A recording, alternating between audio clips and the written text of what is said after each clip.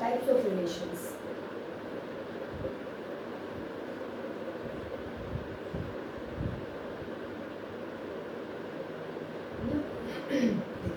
अभी इससे पहले हमने बेटा क्या पढ़ा था? इससे पहले हमने पढ़ा स्टूडेंट्स की relation, what is the relation, है ना? उससे मतलब जो हमारे 11th का था वो हमने सारा रिवाइज किया है। अब welcome to the next class of relation and function, and here I am going to tell you about types of relations. Now types of relations means आपका फर्स्ट रिलेशन आ रहा है बेटा, फर्स्ट टाइप जो आ रही है आपकी वो हम बोल रहे हैं empty relation. What is this? Empty relation. देखिए एम्प्टी नाम से ही पता चल रहा है कि खाली होना चाहिए, मीन्स एक ऐसी रिलेशन जिसमें कोई भी एलिमेंट ना हो, no element in the relation. That is R क्या होना चाहिए हमारा? 5 होना चाहिए, और 5 किसका सबसेट होता है? ऑलवेज ए क्रॉस होता है।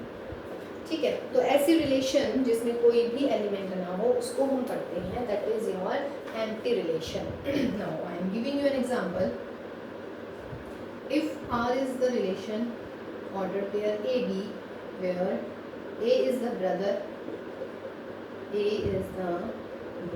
of B, where A and B belongs to A, और A क्या सेट है हमारा? That is the set of girls, yeah, set of students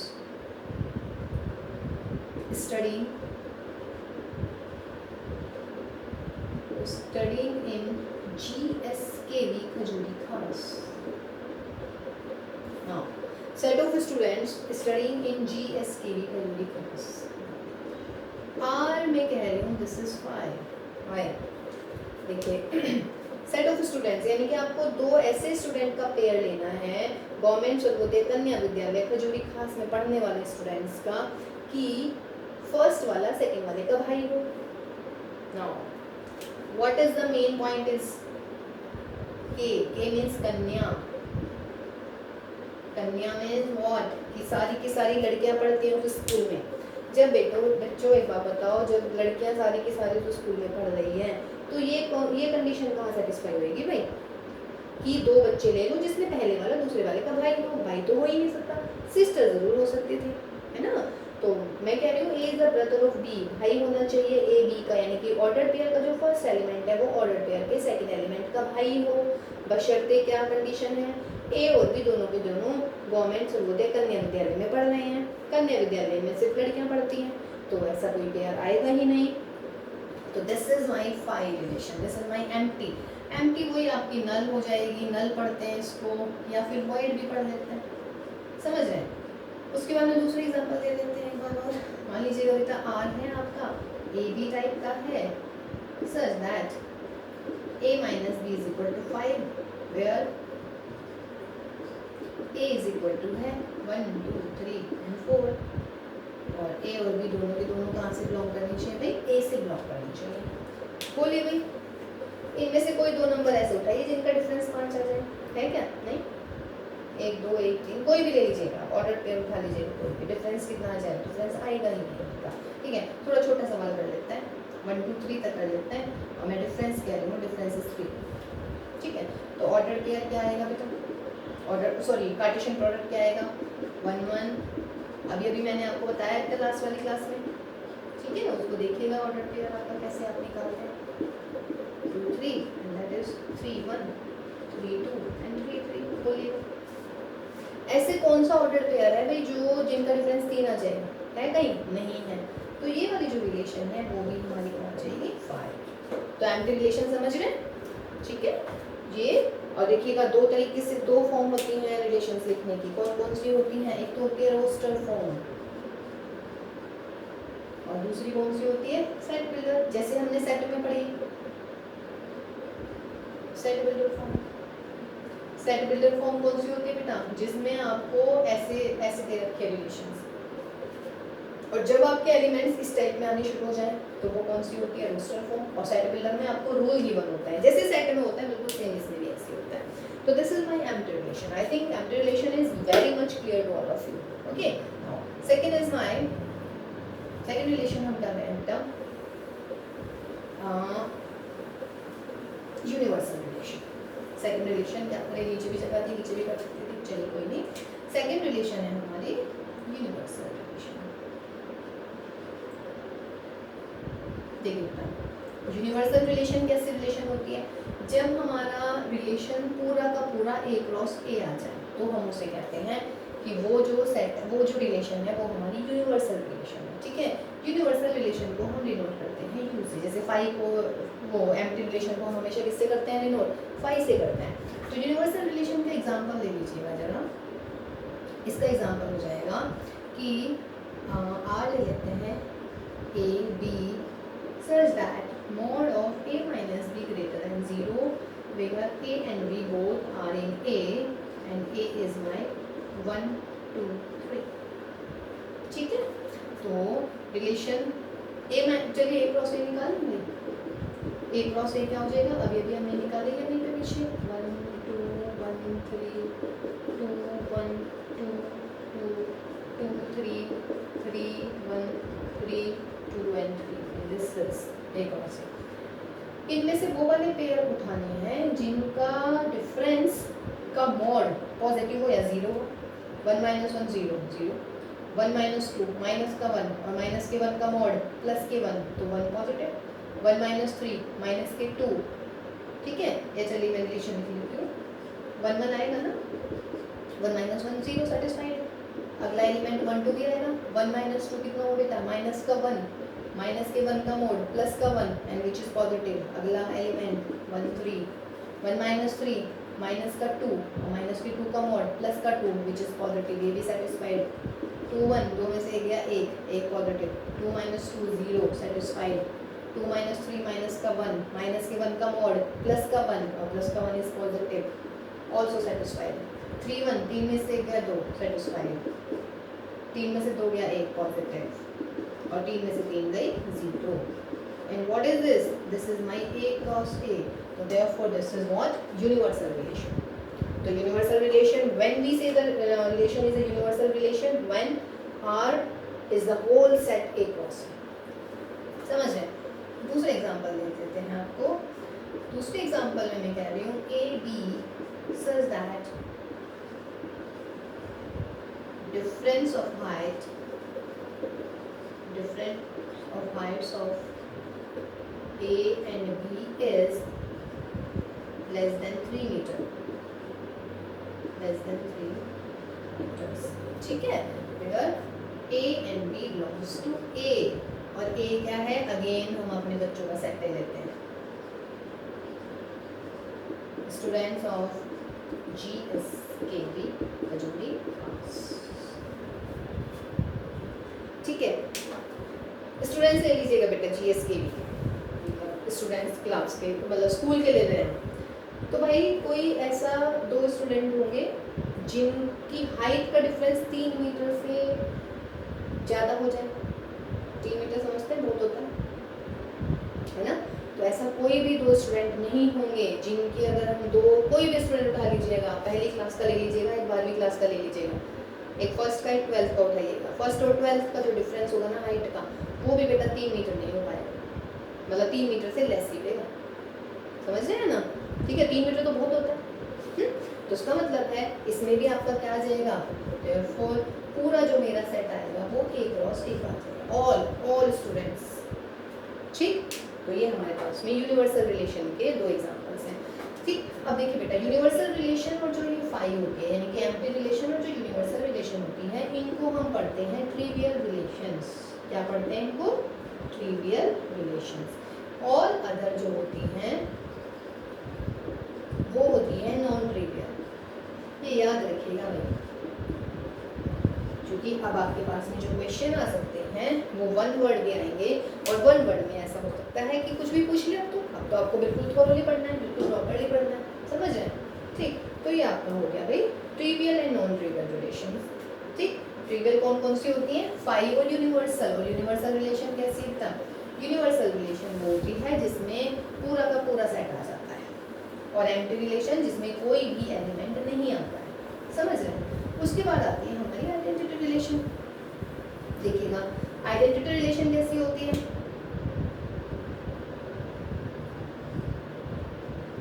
identity relation. On second अगर आर हमारा डिफाइन है किस पर, ए क्रॉस ए पर, देन आइडेंटिटी रिलेशन डिफाइन होती है आई ऑफ ए से, ठीक है। और आई ए कैसी होती है भाई, आई ए हो जाएगी हमारी ऑर्डर्ड पेयर का सेट जिसमें B is equal to A होगा for all A and B belongs to A. Means ऐसे ऑर्डर्ड पेयर लेनी है जिसमें ऑर्डर्ड पेयर के फर्स्ट और सेकंड दोनों एलिमेंट सेम हो, समझ है, इमेज और प्री इमेजेस दोनों सेम होनी चाहिए, तो हम उसे बोलते हैं कि दैट इज हमारी आइडेंटिटी रिलेशन। फॉर एग्जांपल अगर मैं रिलेशन देख रही हूँ ये 1 1 2 2 3 3 4 4, ठीक, और फिर मैं दूसरी लिखती हूँ R2 1 1 2 2 एंड 3 3, फिर हम लिख रहे हैं बेटा R3 1 1 2 2 3 3 4 4 एंड 2 1, ठीक। अब मैं आपसे पूछ रही हूँ कि इनमें से कौन सी आइडेंटिटी रिलेशन है, ठीक।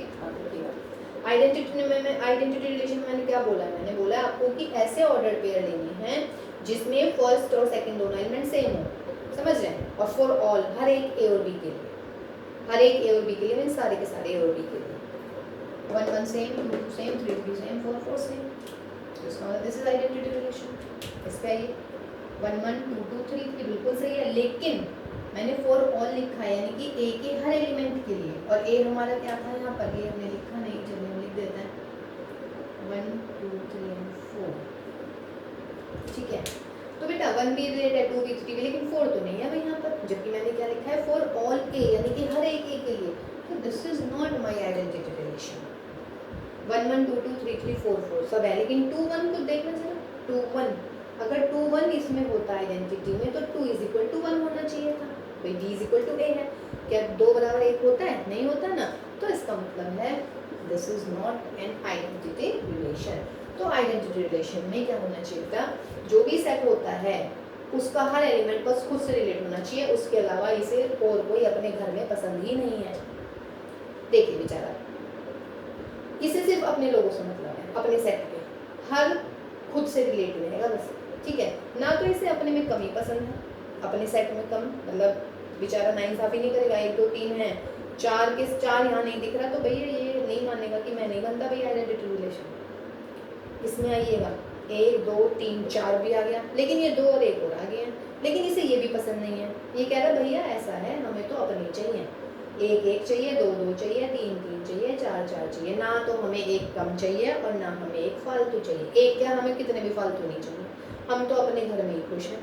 तो ये हमारी आइडेंटिटी रिलेशन हो गई, समझ रहे हैं। तो आइडेंटिटी रिलेशन हमारी सिर्फ ये बनी, ना कम ना ज़्यादा, 1 1 2 2 3 3 अपने में मस्त है भैया, आइडेंटिटी रिलेशन ऐसी होती है, समझ रहे हैं। उसके बाद में नंबर 4 पे आती है हमारी रिफ्लेक्सिव, देखिए दोनों एक साथ करवा रही हूँ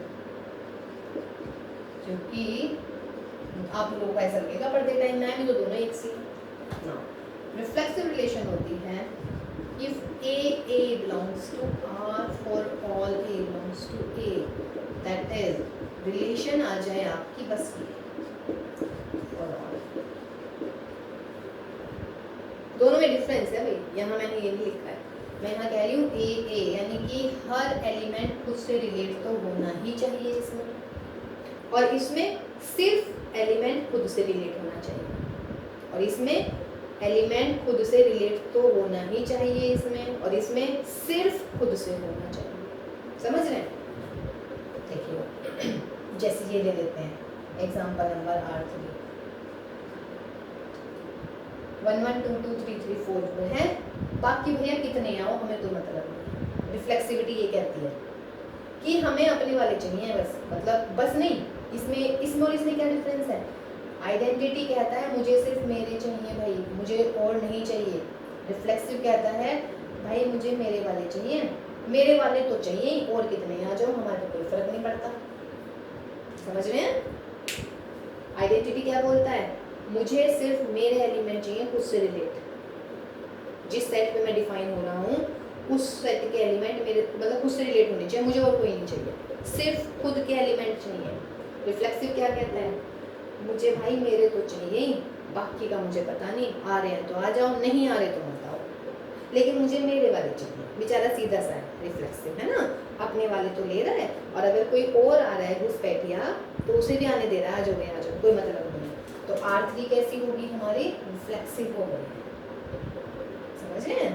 आइए अब R2 को, R2 1 1 2 2 3 3। देखिए बेचारा सीधा तो है, लेकिन इसने एक बात कही थी, अगर ध्यान से सुनी हो आपने, इसने क्या बोला था बच्चों, इसने बोला था कि भाई मुझे मेरे वाले तो चाहिए ही। अब 1 1 है, 2 2 है, 3 3 है, बेचारे का 4 रह गया, तो इसका मतलब है R2 जो है रिफ्लेक्सिव नहीं होगी, ठीक है। उसके बाद में आइए आप R1 पर, R1 में बोलिएगा 1 1 भी है, 2 2 भी है, 3 3 भी है, 4 4 भी है, यहाँ पे है ही सारे, समझ रहे हैं। आइडेंटिटी में क्या कह रहा है, मुझे सिर्फ मेरे वाले चाहिए। रिफ्लेक्सिव में क्या कह रहा है, मुझे मेरे वाले तो चाहिए ही, मेरे वाले तो चाहिए ही, उसके अलावा भैया कोई आ जाओ, हमें कोई मतलब नहीं, ठीक है। तो this is the biggest difference between identity and reflexive relation. Identity में A B, where B should be equal to A, and reflexive में ये वाले चाहिए, इसके अलावा कोई भी आ जाए, समझ रहे हैं। उसके बाद में आती है हमारी फोर्थ फिफ्थ, सॉरी तो फोर्थ हो गई ना, आई थिंक, हाँ 4 हो गई है हमारी, 4 के बाद हमारी 5 भी आती है। जो लास्ट वाली 3 है वो बहुत ही इंपॉर्टेंट है भाई, जो मतलब रिफ्लेक्सिव थी। उसके बाद आती है हमारी सिमेट्रिक। देखिए सिमेट्रिक रिलेशन, सिमेट्रिक रिलेशन में ये बोलता है कि अगर A B से रिलेट है तो ये कहता है B भी A से रिलेट होना चाहिए। एक हाथ दो तो एक हाथ लो, यूँ कहता है कि जो भाई जैसा पहला रिलेट है दूसरे से, दूसरा भी सेम वे में रिलेट रहेगा, वो ये कहना चाह रहा है सिमेट्रिक में। इसका मतलब ये एक चीज़ और कह रहा है कि R is equal to R inverse. What is R inverse? I think R inverse मैंने आपको बताया नहीं, मैं ये बता देती हूँ। अगर मान लीजिएगा रिलेशन है मेरा A B such that A belongs to A and B belongs to B, then R inverse is very much easy, बस रिवर्स कर दीजिएगा, B A, B belongs to B and A belongs to A, समझ रहे हैं, B belongs to B and A belongs to, ठीक है। ये आता है आपका R इनवर्स, मीन्स अगर R है हमारा 1 1 1 3 3 4 2 3 and 2 2, तो R इनवर्स क्या होगा बेटा, 1 1 का तो 1 1 ही रह जाएगा, 1 3 का रिवर्स 3 1, 3 4 का रिवर्स 4 3 and 2 3 का रिवर्स 3 2 and 2 2 का तो 2 2 ही रह जाएगा। तो ये हमारा R inverse very much easy है ना। तो R और R इनवर्स में डिफरेंस मतलब क्लियर हो गया। R जो होता है R को रिवर्स कर दीजिएगा तो R इनवर्स आ जाता है, ठीक है। तो ये सिमेट्रिक कंडीशन होती है हमारी कि सिमेट्रिक में ये होना चाहिए। एग्जाम्पल देखते हैं हम। एग्जाम्पल में मान लीजिएगा R है हमारा, A हमारा कोई है 1 2 3 and 4, R में बोल रही हूँ 1 2, पहले 1 1 ले लेते हैं, 1 2 ले लेते हैं, 2 3 ले लेते हैं, 1 3 ले लेते हैं, 2 1 2 2 3 2 3 3 3 1 1 4 and 4 4 2 ले लेते हैं और यहाँ पे, ठीक है। क्या बोला है हमने आपको, ये R1 ले लेते हैं, ये मैं R2 ले लेती हूँ, 2 1 1 2 3 2 2 3 and 3 हो गया। देखिए क्या ले सकते हैं इसमें, फर्स्ट में आइएगा 1 2 है, 2 1 है क्या, ये 1 2 है तो 2 1 भी है, 2 3 है तो 3 2 भी है, 1 3 है तो 3 1 भी है, 2 2 छोड़ दीजिए, आइडेंटिटी को ज़्यादा फर्क नहीं पड़ता, 3 3 तो सेम ही होगा। 4 2 है बट 4 4 नहीं, वो सॉरी 2 4 नहीं, तो इसका मतलब क्या लिखेंगे R1, बिकॉज 4 2 तो है R में बट क्या नहीं है इसमें, 2 4 नहीं है, 2 4 नहीं, तो इसका मतलब क्या हो जाएगा बेटा, नॉट सिमेट्रिक। एक भी पेयर छूटा, अच्छा एक चीज और भूल गई मैं, यहाँ पे लिखती हूँ मैं 4 ऑल AB, हर एक ए बी के लिए, ठीक है, जितने भी ए बी होंगे मतलब इसमें ऑर्डर पेयर 4 और A B her A B के लिए, ठीक है, मतलब जितने भी ए बी मिलेंगे इसमें जितने भी ए बी होंगे वहाँ पे हमें बी ए जरूर चाहिए, जिस हाथ दे रहा है उस हाथ से उसे लेना भी है, समझ रहे हैं। ए जैसे रिलेट करेगा बी से, बी को भी सेम रिलेशन चाहिए ए के साथ, ठीक है। 1 2 2 1 होना चाहिए, 2 3 3 2 भी है, 1 3 है 3 1 भी है, 2 1 है, अच्छा 2 1 तो हो गया पहले, 1 2 है, 3 2 2 3 हो गया, 3 1 है 1 3 1 4 4 1 नहीं है कहीं भी, तो 1 4 भी लिख सकती थी मैं यहाँ पर, तो इसका मतलब क्या हुआ, नॉट सिमेट्रिक, ठीक है। R2 में आइएगा, R2 में बेटा 2 1 है 1 2 है, 3 2 है 2 3 है, तो इसका मतलब R2 कैसी हो गई, सिमेट्रिक हो गई। तो सिमेट्रिक क्लियर हो गया, सिमेट्रिक क्या होता है, ठीक है। तो वो आपकी रिफ्लेक्सिव थी, मतलब फर्स्ट, ये आपकी हो गई सिमेट्रिक। तो दो इंपॉर्टेंट तो ये हो गई, तीसरी आती है हमारे पास में ट्रांजिटिव। ट्रांजिटिव में देखिएगा, ट्रांजिटिव में क्या होगा भाई,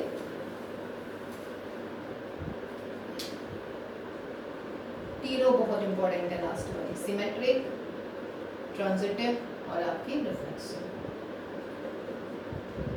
देखिए ट्रांजिटिव में ये होगा बेटे कि if A B belongs to R and B C belongs to R, देखिए ए बी है और बी सी है, तो ये यहाँ से बी गायब हो जाएगा, बी निकल जाएगा, तो दिस इम्प्लाइज या देन क्या होना चाहिए, ए सी बिलोंग्स टू आर होना चाहिए। अगर ए बी है बी सी है तो ए सी भी होना चाहिए आर में, ये इसकी फर्स्ट होगी। सेकंड इसको हम क्या कहते हैं, अगर सिर्फ हमारा ए बी है तब भी होगा, अगर मान लीजिए ए बी है बी सी है ही नहीं, यानी कि कंडीशन मिल ही नहीं रही है, हमें बी सी नहीं मिल रहा है, तो भी हमारा हो जाएगा ट्रांजिटिव, ठीक है। इसमें बड़े कंफ्यूज रहते हैं बच्चे, तो मैं बिल्कुल क्लियरली बता देती हूँ कि एक ये वाला केस भी आता है, तो इसके एग्जाम्पल्स देखिएगा।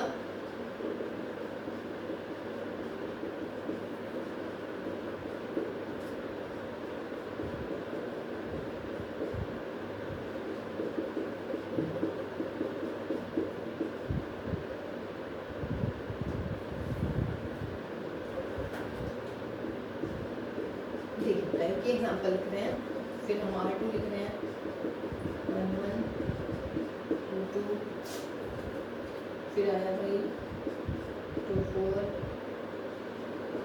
3 1 1 4 3 4 2 4, ठीक है। इसको देखो R1 देखिए भाई 1 2 1 2 में इसे मान लीजिएगा A, इसे मान लीजिएगा B, तो ये B है तो ये हो गया मेरा B, ये मेरा मान लीजिएगा C, तो बेटा B और B तो खत्म हो जाता है, A और C बचता है, तो देखिए 1 2 2 3 है तो 1 3 है क्या, ये हो गया खत्म इंटीग्रल का। फिर आइए आप 2 3 पर, ठीक है। जब आप 2 3 पर आ रहे हैं, ठीक, तो 2 3 आपकी बाई साइड आइएगा, तो खत्म हो गया ना। अब 2 3 में आएंगे बेटा, तो 2 3 में मैं इसको A ले लेती हूँ, इसको B ले लेती हूँ। 3 देखिए कहाँ है, मतलब B को आपको ढूंढना है, B की इमेज क्या मिलेगी। 3 आइडेंटिटी छोड़ दीजिएगा, आइडेंटिटी से ज़्यादा नहीं फर्क पड़ता है, B चूँकि आइडेंटिटी तो सही नहीं है, तो बेटा देखो B से B उड़ गया तो A C। अब ये देखिएगा 2 1 है क्या इस सवाल में, इस सवाल में 2 1 नहीं है, क्या दिख रहा है, नहीं दिख रहा ना इसमें 2 1। चलिए तो अब देखिएगा अब इसको रिजल्ट कैसे लिखेंगे, 4R1 because 2 3 belongs to R and 3 1 belongs to R, but 2 1 does not belongs to R, so therefore not transitive। Clear है? देखिए इसके लिए तो हो गया था, लेकिन 2 3 पे आइए तो आपको B देखना है, B की इमेजेस कहाँ है, B की इमेज 3 1, तो B और B तो हट जाता है, A और C बचना चाहिए, यानी कि 2 और 1 देखिए 2 1 है ही नहीं, नॉट ट्रांजिटिव, ठीक है। R2 के लिए देखिएगा बेटा, और देखने की जरूरत ही नहीं है, एक गया तो सब गए, ठीक है, एक गया तो सब गए। अब देखिए बेटा इसमें 2 4 में ये मान लीजिएगा मेरा ए है, ये मान लीजिएगा मेरा बी है। 4 की इमेज देखिए कहीं है क्या 4 की इमेज, यहाँ है आइडेंटिटी के साथ तो हमेशा ही आएगा, छोड़ेगा लीव दिस। 3 1 ये है बेटा मेरा ए, ये है मेरा बी। बी देखिएगा 1 की इमेज देखिए बी और ये आइडेंटिटी छोड़ दीजिएगा, तो बेटा ये बी और बी तो चला गया, तो क्या मिलना चाहिए मुझे ए और सी मिलना चाहिए, यानी कि 3 और 4 मिलना चाहिए। ये ना 3 हो गया, 3 1 के साथ भी गया। अब आ जाइए 1 4 पर, एक एक मतलब सबको देखना है, सबको 1 4 4 की इमेज आइडेंटिटी मिल जाएगा। 3 4 4 4 कर लीजिएगा 3 4, तो इसका मतलब है ये कैसी हुई है आपकी, दिस इज ट्रांजिटिव। सही है ना। और अगर आपको लिखना आ जाए इस क्वेश्चन को, तो लिखना कैसे है, because A B belongs to R and B C belongs to R, यहाँ पे लिख लेते हैं 4 R 2। A B belongs to R and B C belongs to R implies A C belongs to R for all A B belongs to A, मतलब जो भी इस relation में आ रहे हैं उन सब के लिए ये हमारा सेटिस्फाई हो रहा है, तो देयरफॉर दिस इज ट्रांजिटिव। ठीक है बेटा, तो ये हमारी रिलेशन होगी क्या, ट्रांजिटिव। तो हमारे पास में 6 रिलेशन हो गई है, एम्प्टी रिलेशन, आइडेंटिटी रिलेशन, है ना, आइडेंटिटी आ गई थी, एम्प्टी आ गई थी, फिर आपकी यूनिवर्सल आ गई थी, फिर हमारी आई थी कौन से वाली, रिफ्लेक्सिव, रिफ्लेक्सिव के बाद में क्या आया हमारा सिमेट्रिक, सिमेट्रिक के बाद में आई हमारी ट्रांजिटिव। तो ये आपकी 3 रिलेशन है, और तीनों ही रिलेशन बहुत इंपॉर्टेंट होती है। उसके बाद में जो मोस्ट इंपॉर्टेंट रिलेशन है वो है मेरी इक्विवेलेंस रिलेशन। इक्विवेलेंस रिलेशन कैसी रिलेशन होती है, equivalence relation when the relation is first reflexive, reflexive भी हो बेटा वो, सिमेट्रिक भी हो, और कैसी होनी चाहिए वो, ट्रांजिटिव। जब वो तीनों हो जाती है तो हम कहते हैं कि रिलेशन इज इक्विवेलेंस रिलेशन। फिर इक्विवेलेंस क्लास भी आते हैं, वो हम नेक्स्ट वाली क्लास में बताएंगे। फिलहाल इक्विवेलेंस रिलेशन का एग्जांपल देखिएगा, कोई भी एग्जांपल। अभी मैं सिर्फ आपको रोस्टर फॉर्म वाले करवा रही हूँ सारे के सारे, नेक्स्ट क्लास में हम सेट बिल्डर वाले फॉर्म, सेट बिल्डर फॉर्म वाले भी करेंगे। देखिए अब की बार मैं सेट ले रही हूँ ए 1 2 3, तो 1 1 2 2 1 2 2 1 2 3 3 2 and 3 3। देखिए रिलेशन, अब इसमें हम टेबल बना लेते हैं। एक फर्स्ट लिखते हैं आप, रिफ्लेक्सिव है या नहीं है, सिमेट्रिक है या नहीं है, इंट्रांजिटिव है या नहीं। रिफ्लेक्सिव बोलिएगा 1 1 2 2 3 3 होना चाहिए, उसके अलावा कुछ भी हो, 1 1 भी है, 2 2 भी है, 3 3 भी है, तो उसका मतलब रिफ्लेक्सिव होगी। सिमेट्रिक देखिए 1 2 है तो 2 1 भी है, 2 3 है तो 3 2 भी है, आइडेंटिटी तो होती ही है, सिमेट्रिक भी है।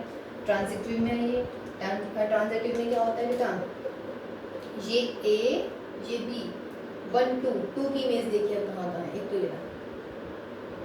ये होगी मेरी बी और ये हो गया हमारा सी। बी वाले को हटा दीजिएगा तो देखिए 1 1 ये रहा 1, फिर 1 2 और देखिए कहीं है क्या 1 2, ये रहा ए बी, दूसरा बी सी ढूंढिए, एक ये रहा बेटा बी, इसको मान लीजिएगा, इसको सी मान लीजिएगा।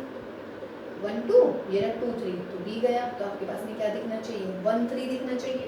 1 3 इसमें है नहीं दिख रहा ना आपको, अभी दिखेगा, देखिए ये रहा 1 3, ठीक। तो उसका मतलब 1 2 2 3 गया, तो आपके पास यहाँ पे 1 3 आ गया, यानी ये वाला भी खत्म। ठीक है, 2 1 पे आ जाइए, ये मान लीजिएगा बेटा ए है, ये मान लीजिएगा बी है। 1 की इमेज देखिएगा, ये रहा 1 3, तो इसको मैं बी मान रही हूँ, इसको मैं मान रही हूँ सी, सी पे सब डालिएगा, बताइएगा इसे हटा दीजिएगा, एक एक को करते रहिएगा, छोड़ना नहीं है कोई भी एलिमेंट। 2 1 1 की इमेजेस देखिएगा, 1 3 तो बी सी, तो बी से बी गया, तो क्या बचेगा 2 3, ये रहा 2 3 खत्म। और देखिए 1 की इमेज 2 1, ये रहा बेटा 1 2, तो ये बी हो गया, ये मेरा बी हो गया, ये हो गया सी, तो बी तो गया, ए और सी बचेंगे, यानी कि 2 2, ये रहा 2 2। उसके बाद आइए 1 3 3 की इमेज देखिए, 1 3 इसको मान लेते हैं ए, इसको मान लेते हैं बी, ये ए है हमारा, ऐसे हटाइए। बोलिए बेटा 1 3 3 की इमेज देखिए कहाँ कहाँ है, ये रहा। तो ये मान मेरा बी हो गया, ये सी, तो बी हट गया, तो क्या बचा 1 2 1 2, ये रहा हमारा। और आइडेंटिटी छोड़िए इसको, फिर आया 2 3 एलिमेंट है ना, 2 3 में 3 की इमेज देखिएगा, ये रहा। ये मान लेते हैं ए, ये मान लेते हैं बी, इसे हटाइए। 2 3 3 2, बी हट जाएगा तो 2 2, ये रहा 2 2, 3 2 पे आ जाइएगा, 2 की इमेज देखिएगा, 2 की इमेज ये रही आपकी 2 1। अच्छा एक मिनट और, जब ये 1 3 है बेटा तो सिमेट्रिक के लिए क्या होना चाहिए, 3 1 भी तो होना चाहिए, क्योंकि मैं सिमेट्रिक भी ले रही हूँ ना इसको। चलिए अब बोलिए भाई 3 2, देखिए कंफ्यूज नहीं होना है भैया बिल्कुल भी, हर एक पेयर को, हर ऑर्डर पेयर को आपको कंसीडर करना है। 3 2, अब आप देखिएगा 2 इमेजेस कहाँ कहाँ है, ये आइडेंटिटी छोड़ दीजिएगा, ये गई ये गई ये गई 2 3, तो इसको अगर मैं मान लूँ बी, तो ये मेरा सी, तो बेटा बी से बी गया, ए सी बचेगा, 3 3 बचेगा, ये रहा 3 3, एक काम खत्म। 3 2, और देखिए 2 की इमेज कहाँ है, हो गया, ठीक है।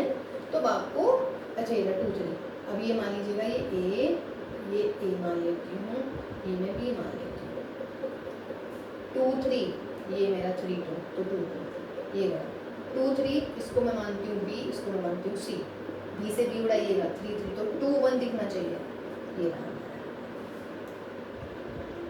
ठीक है।